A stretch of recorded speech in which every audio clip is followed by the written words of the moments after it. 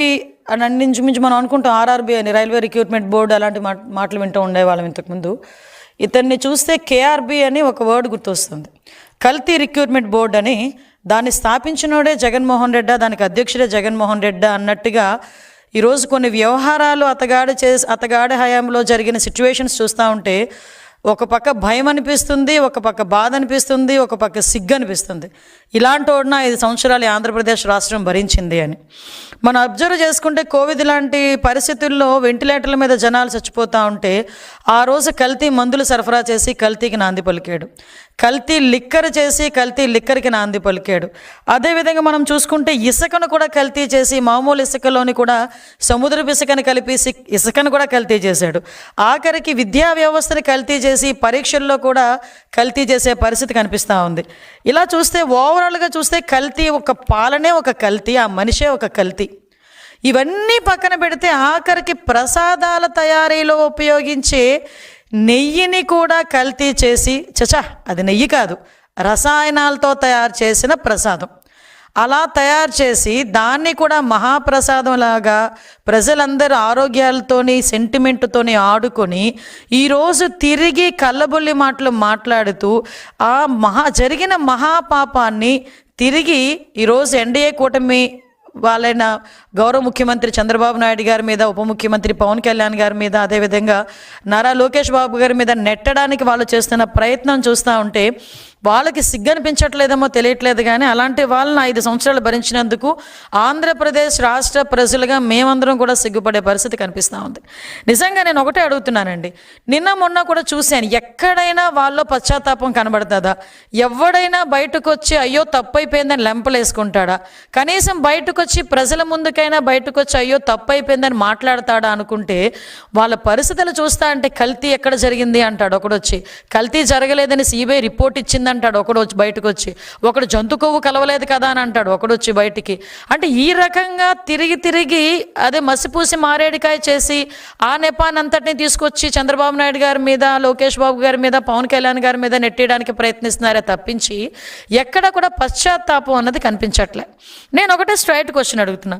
ఈరోజు 1 కాదు 2 కాదు, మొత్తం 4 నివేదికలు ఈరోజు చాలా క్లియర్గా, అరే నాయనా నువ్వు చేసిన పరీక్షల్లో నెయ్యిలో కల్తీ జరిగింది, కొన్ని రిపోర్ట్స్ అయితే అది నెయ్యే కాదు రసాయనాల ముద్ద అని చాలా క్లియర్గా తేటతెల్లం చేసినాయి.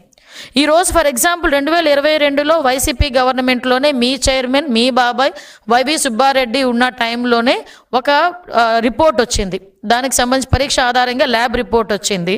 అది కూడా CFTRI రిపోర్ట్ ప్రకారం central food technological research institute Mysore, అందులోని చాలా క్లియర్గా అడల్ట్రేషన్ జరిగింది, కల్తీ నెయ్యి ఉంది, అందులో పామ్ ఆయిల్ ఎక్కువగా ఉంది అని చెప్పి ఆ రోజు రిపోర్ట్ ఇచ్చింది. మరి ఆ రోజు రిపోర్ట్లో నెయ్యిలో కల్తీ జరిగింది అన్నది క్లియర్గా కనిపించింది కదా. ఆ తర్వాత NDDB report, national dairy development board, ఇది కూడా కేంద్ర ప్రభుత్వ ఆధ్వర్యంలో నిర్వహించే ల్యాబొరేటరీ, ఇందులో కూడా చాలా క్లియర్గా కల్తీ జరిగింది, అందులోని జంతు కొవ్వు సంబంధించిన ట్రేసెస్ కూడా కనిపించినాయి అని ఆ రోజు రిపోర్ట్ ఇచ్చారు. తర్వాత NDRI report, national dairy research institute వాళ్ళు కూడా కల్తీ జరిగింది, ఆ కల్తీ నెయ్యి అయితే అందులో ఉంది, ఉపయోగించిన నెయ్యి అయితే రసాయనాల ముద్ద అని చెప్పి ఆ ల్యాబ్ రిపోర్ట్ కూడా బయటకు వస్తే కొంతమంది అంటారు అందులో జంతు కొవ్వు కలపలేదని చెప్పారు కదా అన్నారు. అందులో కలపలేదని ఎవడు కూడా అథెంటికేషన్ రిపోర్ట్ ఎవడో ఇవ్వలే. చాలా క్లియర్గా వాళ్ళు ఏమన్నారు, ఒక 10% లోపు కానీ కొంత జంతుకు ట్రేసెస్ కనిపించాలంటే ఆ టెక్నాలజీ మా దగ్గర లేదు అన్నారు, కానీ అందులో లేదు అని ఎక్కడ కూడా మెన్షన్ చేయలే. అంటే వీళ్ళు ఏం చేస్తారంటే సూక్ష్మ రంధ్రాన్వేషణ అంటారనమాట కొంతమంది. అంటే చేసేది ఏమీ లేక కొంచెం నాటు సామెతలు వస్తాయి, అది నేను చెప్పకూడదు కూడా. అంటే సాధారణంగా కొన్ని సందర్భాల్లో ఉన్నట్టు చదవండిరా బాబు అంటే దాన్ని లూప్ హోల్స్ ఎతికి చదివే పరిస్థితుల్లో NDRI రిపోర్ట్ని బేస్ చేసుకొని వాళ్ళు మాట్లాడే పరిస్థితి కనిపిస్తుంది ఉంది. ఈరోజు సిట్ రిపోర్ట్, అది CBI సిట్ సంబంధించి సుప్రీంకోర్టు నిర్వహించిన ఒక CBI సిట్ ఆ రిపోర్ట్లో కూడా కల్తీ జరిగిందని చాలా క్లియర్గా అందులో మెన్షన్ చేసింది. నేను కల్తీ జరగలేదు అంటున్న మహానుభావులందరికీ కూడా ఒకటే స్ట్రైట్ క్వశ్చన్, కల్తీ జరగలేదని నీ దగ్గర రిపోర్ట్ ఏమైనా ఉందా? కల్తీ జరిగిందని నేను 4 రిపోర్ట్లు చూపించగలను ఈరోజు. గవర్నమెంట్ పరంగా నేను 4 రిపోర్ట్లు చూపిస్తా. నీ హయాంలో lab report, NDDB report, NDRI report, అదేవిధంగా సిఎఫ్టీఆర్ఐ రిపోర్టు, సిట్ రిపోర్టు, 4 రిపోర్ట్లు నేను చూపిస్తా. కల్తీ జరగలేదు అని చెప్పేదానికి నీ దగ్గర ఏమైనా ఒక్క రిపోర్ట్ అథెంటికేషన్గా ఒకటి ఉందేమో చెప్పు. అంతేగాని నీ దగ్గర ఉన్న రిపోర్ట్ ఏంటో చెప్పనా? తాడేపల్లి కొంపలో ప్రింట్ అయ్యే ఒక సాక్షి పేపర్ ఏమి రాస్తే అదే రిపోర్ట్ అనుకొని బయటకు వచ్చి మేధావులు, ఒక్కొక్కడు 30 సంవత్సరాల రాజకీయ అనుభవం ఉన్న వాళ్ళు, 20 సంవత్సరాల రాజకీయ అనుభవం ఉన్న వాళ్ళు, అదేవిధంగా మాజీ మంత్రులు, మాజీ ఎమ్మెల్యేలు రోడ్డు మీదకి వచ్చి బయటకు వచ్చి వెంకటేశ్వర స్వామి భక్తి పారవశ్యంలో మునిగిపోతున్నామని చెప్తూనే అదే వెంకటేశ్వర స్వామి కొండ మీద మహాపాపం జరిగితే ఆ మహాపాపం తాలూకా నివేదిక గురించి మాట్లాడండిరా అంటే సాక్షి పేపర్ ప్రింట్ అయిన ఒక నివేదికను తీసుకొచ్చుకొని ఇది అక్కడ కల్తీ జరగలేదు అని మాట్లాడతాడు. అరే మీకు అసలు బుర్ర పనిచేస్తుందా అండి? వెంకటేశ్వర స్వామి ప్రసాదం అండి.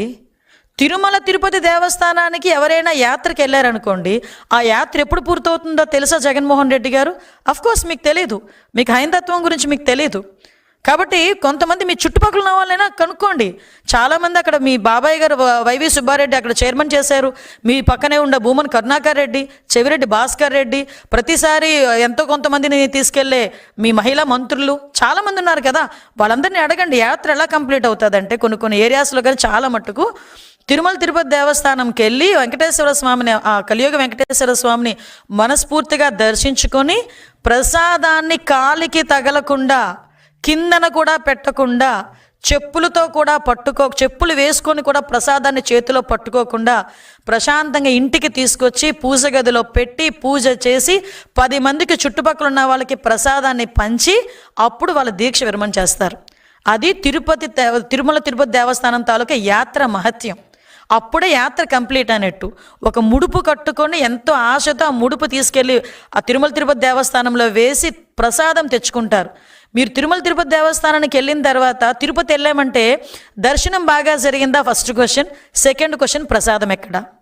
ఇది కామన్గా ఎంత కోటీశ్వరుడైనా అపర కోటీశ్వరుడైనా కూడా తిరుమల తిరుపతి దేవస్థానంకి తిరుపతి వెళ్ళాను అంటే ప్రసాదం తెచ్చావా అని అడుగుతారు.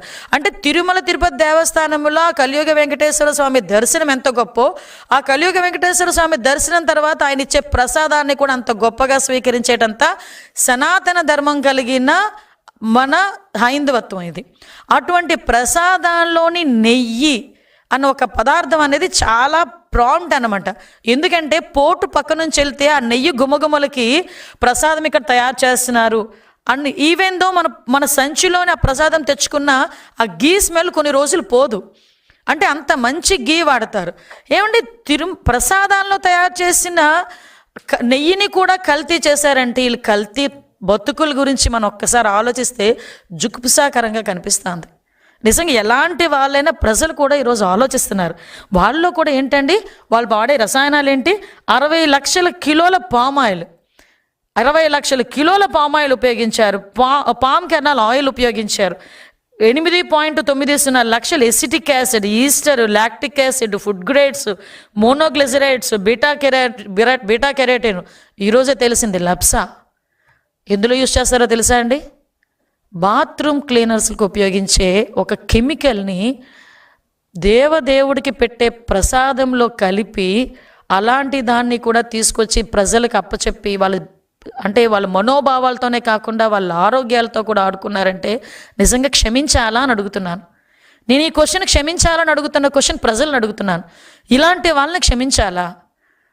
ఇంకా మన మధ్యలోని వీళ్ళు మనుషులుగా తిరిగే అర్హత ఉందా వీళ్ళకి? ఎంత మహాపాపానికి వడిగట్టారండి. ఇది మహాపాపం కాదా? అంటే ఇదంతా కూడా గీలా కనిపించడానికి, గీలా చిన్న స్మెల్ రావటానికి ఇన్ని కెమికల్స్ వాడారు. అంటే ఇక్కడ లప్సా గురించి మాట్లాడితే ఇందాక మనం చాలా మాధ్యమాల్లో కూడా చూసాం. అసలు ఆ లప్సా అనేది ఎందుకు కొనుగోలు చేశారు అంత క్వాంటిటీ ప్రకారం? చాలా వాటికి సమాధానం చెప్పాల్సి వస్తుంది. ఈరోజు కల్తీ జరగలేదన్న మహానుభావులందరూ కూడా ఈరోజు అదేవిధంగా ఒకసారి చూస్తే ఇక్కడ అసలు నాకు ఇప్పటికీ కూడా అర్థం కాని ఒక లాజిక్ అనమాట. అంటే నేను సిట్ రిపోర్ట్ చూశాను. నెక్స్ట్ ఇంకొక విషయం చెప్పాలండి, దాని తర్వాత దీని దగ్గరికి వస్తా. కరెక్ట్గా ఇంకా సిట్ ఛార్జ్ షీట్ వస్తుంది అని, సిట్ రిపోర్ట్ వస్తుంది ఇంకో 4-5 రోజుల్లోనో లేకపోతే 2-3 రోజుల్లోనో అనేసరికి ప్రజల తాలూకా మైండ్ సెట్ని ప్రిపేర్ చేయడానికి ఒక అబద్ధపు మూక బయలుదేరింది. నేను ఆ రోజే అనుకున్న, గ్యారంటీగా అందులో ఏదో ఉంది, అందుకే వీళ్ళు మొదలుపెట్టారు అని. 3 రోజుల ముందు నుంచి ఇంకా ప్రజలకు అథెంటికేషన్గా ఒక పేపర్ రాలే, ఏది రిపోర్ట్ రాలే. కానీ 3 రోజుల ముందు నుంచి ఇందులో జంతుకోవలేదని సిబిఐ చెప్పింది, జంతుకోవలేదని సిబిఐ చెప్పింది, జంతుకోవలేదని సిబిఐ చెప్పింది.